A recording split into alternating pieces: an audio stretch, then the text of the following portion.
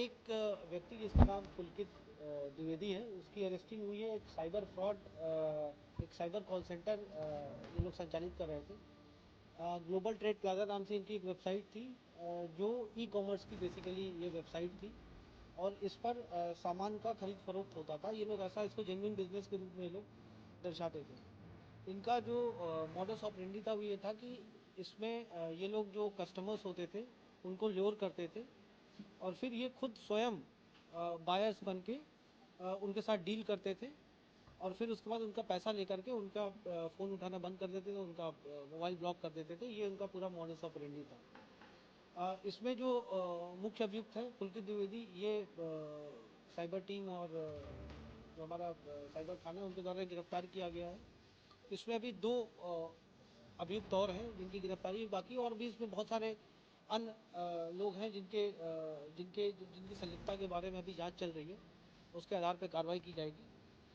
सत्यकांत साहू जो इसका technical partner है, वो अभी फरार चल रहा है और इसकी जो पत्नी है वो भी अभी फरार चल रही है। इन लोगों की गिरफ्तारी करके शीघ्र ही जो विधिक कार्रवाई है वो अभी मिलाई जाएगी। जो कॉल सेंटर चल रहा था ये बृहद पैमाने पे चल रहा था। इसमें लगभग 150 कर्मचारी इसमें थे। जो ज़्यादातर कर्मचारी ऐसे थे जो इसके बारे में जानते ही नहीं थे, उनको जानकारी नहीं थी कि वो किस चीज़ से डील कर रहे हैं। जब उनसे बातचीत की गई, जब उनसे पूछताछ की गई, इंटरोगेट किया गया, तो पता चला कि उन्हें 10,000 12,000 की नौकरी पर रखा जाता था और उनसे जबरन एक बॉन्ड साइन कराया जाता था। यदि बीच में तुम नौकरी छोड़ करके जाओगे तो उनको डराया धमकाया जाता था।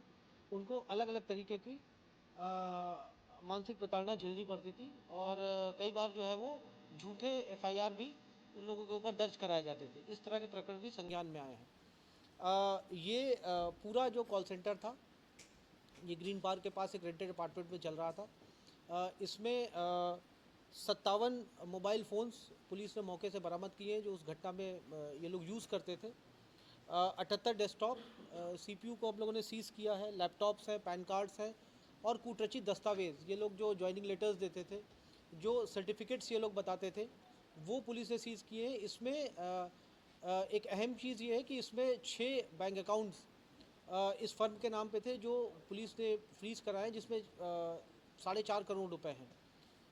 ये टिप ऑफ द आइसबर्ग है। इसमें अभी और बहुत सारे बैंक अकाउंट्स इसमें शामिल हो सकते हैं, क्योंकि इनका मॉडस ऑपरेंडी ये था कि ये एक बैंक अकाउंट उस समय तक चलाते थे जब तक वो फ्रीज़ ना हो जाए। फ्रीज़ होने के बाद ये दूसरी कंपनी के नाम पे दूसरा एक बैंक अकाउंट खुलवाते थे और फिर उससे ये लोग फ्रॉड करते थे।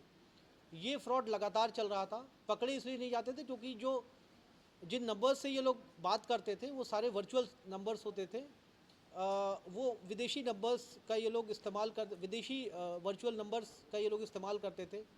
कोई अमेरिका, यूएस, थाईलैंड, इंडोनेशिया, इस तरह के नंबर्स ये लोग वर्चुअल नंबर्स लेते थे और फिर उससे व्हाट्सएप के थ्रू ये लोग बात करते थे। ये एक बड़े स्तर पे ये लोग ऑर्गेनाइज्ड वे में ये काम कर रहे थे। इसको गिरफ्तार किया गया है। अभी जो इसमें अन्य अभियुक्त शामिल हैं, जल्दी उनकी गिरफ्तारी भी की जाएगी और इसमें कठोर कार्रवाई की जाएगी। इन सभी के विरुद्ध जो भी एसेट्स हैं इनके, उसकी जांच पड़ताल करके उन एसेट्स को हम लोग 107 बीएनएसएस के अंतर्गत हम लोग सीज करेंगे। 4 करोड़ भी सीज हुआ है।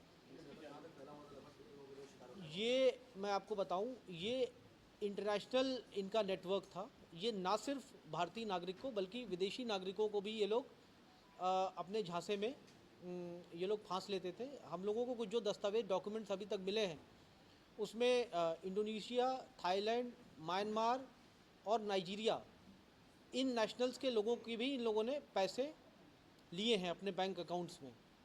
और जैसा मैंने बताया कि ये विगत 4 सालों से ये कॉल सेंटर चल रहा था। ये हम लोग जो अभी, क्योंकि ये अभी जस्ट इनकी अरेस्टिंग हुई है और अभी प्रिलिमिनरी इन्वेस्टिगेशन अभी हो पाई है।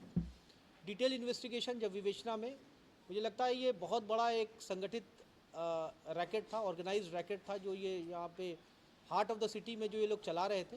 और क्योंकि ये इनके यहाँ जो कर्मचारी काम करते थे वो इतने डरे हुए थे कि वो आगे आकर के अपनी कंप्लेंट्स नहीं कर पाते थे।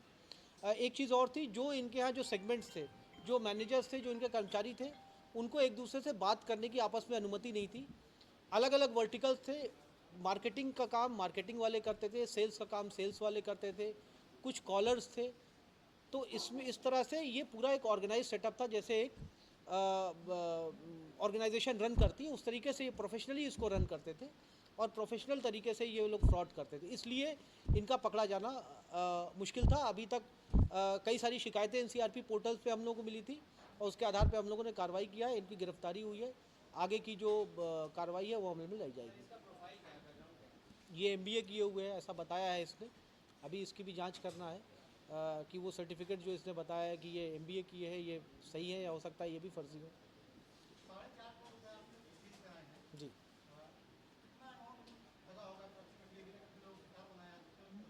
ये इसकी कोई लिमिट नहीं है, ये अभी वर्तमान में जो पैसा था इसके खाते में आप समझ सकते हैं, ये पर डे 10 लाख का ट्रांजैक्शंस हम लोगों ने देखा है। तो इस तरह से कह सकते हैं ये मतलब ये 50 करोड़, मतलब अभी हम एग्जैक्ट अमाउंट हम नहीं बता सकते हैं आपको, बट ये बहुत बड़े पैमाने पे ये फ्रॉड चल रहा था। ये 2020 से इसने जब से ये यहाँ पर आया है, ये कंपनी इस्टेब्लिश की है, तब से ये काम चल रहा है। नहीं ये तो कानपुर में ही, इसका कॉल सेंटर तो कानपुर में ही चल रहा है, बट ये ज़रूर है कि हम लोग की निगाहें इस तरह के तमाम जो अवैध तरीके से जो कॉल सेंटर्स चल रहे हैं उनके ऊपर हैं और जिस तरह से जानकारियाँ मिलती रहेंगी उसके आधार पर कार्रवाई आगे भी होती रहेगी। माल किसी भी तरीके के ई कॉमर्स वेबसाइट्स होती है, किसी भी तरीके के माल हो सकते हैं, चावल है, गेहूं है, कोई जो है कंस्ट्रक्शन मटेरियल्स है, वो किसी भी तरीके के आइटम्स हो सकते हैं बेसिक। अरे आप लोग भैया खुलवा दो, ले लेना, फोटो ले लेना, नहीं कर रहे हैं अभी इंडिविजुअल आपको वीडियोस मीडिया सेल में मैं डाल दूंगी, जो सीजर के वीडियोस है कुछ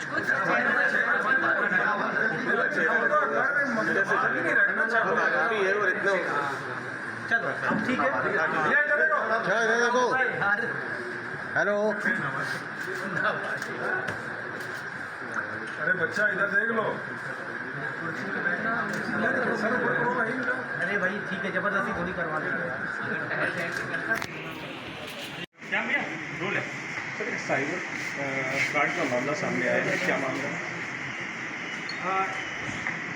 एक व्यक्ति जिसका नाम पुलकित द्विवेदी है, उसकी अरेस्टिंग हुई है।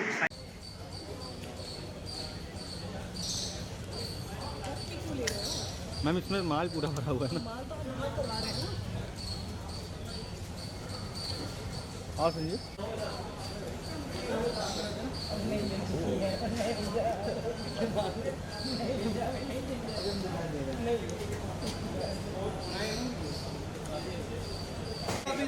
चलो अंदर चलो। हाँ हाँ लेके आओ भैया, यहीं से अंदर तक कहाँ आ गई।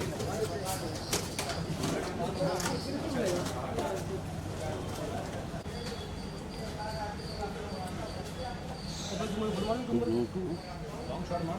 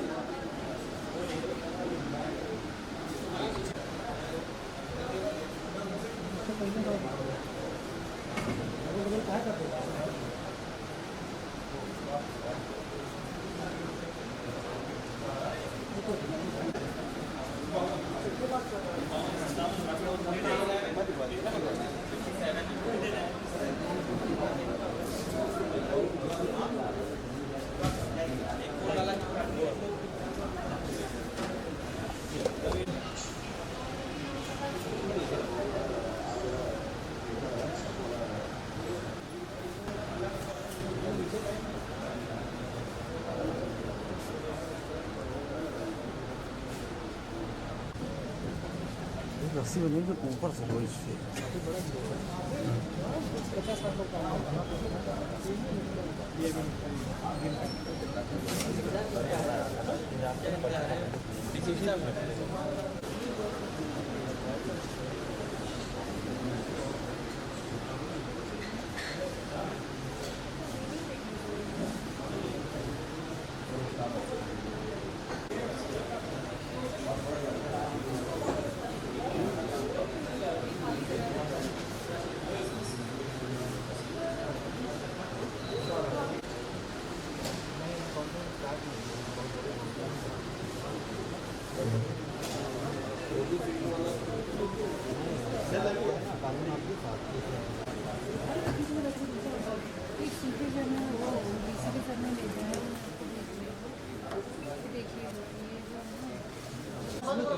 तू ही बोल दे।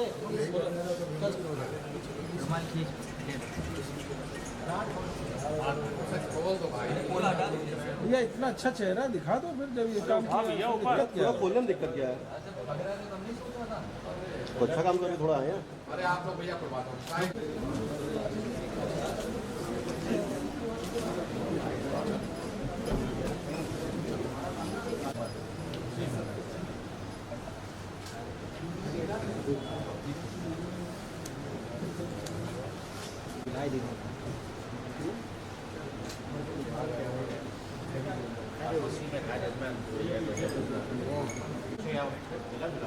अच्छा इसको इससे मत जोड़ो।